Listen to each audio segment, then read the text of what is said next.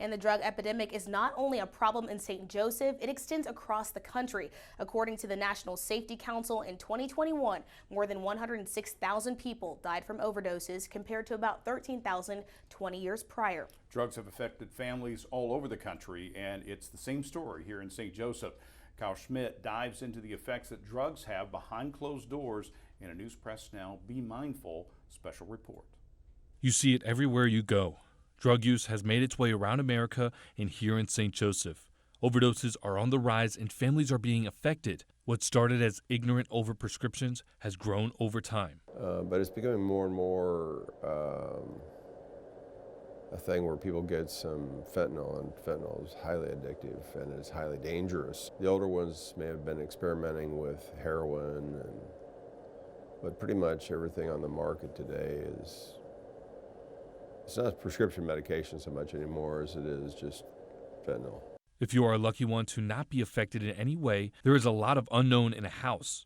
Many do not understand the drugs are not just affecting the abuser, but also the family. Some people you see every day could be affected, and you would never know. For me, I grew up in a drug family. I got away from, I was kicked out by the time I was 16 on my own.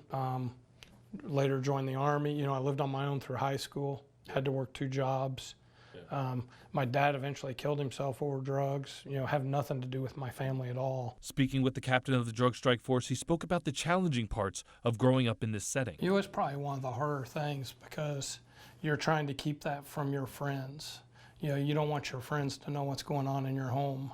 As a child, I had my grandparents who were really good people who took care of me, basically raised me. But you still have parents who, they try to keep you in their lives and they probably want to keep you in their lives, but the drugs become the main focus. Kali had to escape the environment. Comes that point where that person is just so far gone on the drugs, and that families have to try to look at and realize, do you have to cut that person loose? And you talk to a lot of families who say that I had to cut them loose at some point. But you have to look at your well-being, your family's well-being, and again, that person, your loved one or your friend, if they're not wanting to get the help, you can't force them, you can't drag them. Both Kali and Quarter say the addict has to want to get better. So when we come to that crossroad and we don't know which way to go, it can get difficult. The want to get better is the issue. It is hard to make an addict want to get better, and it is what frustrates a lot of people on the outside. Dr. Quarter believes as a community, more can be done to make getting help more worthwhile.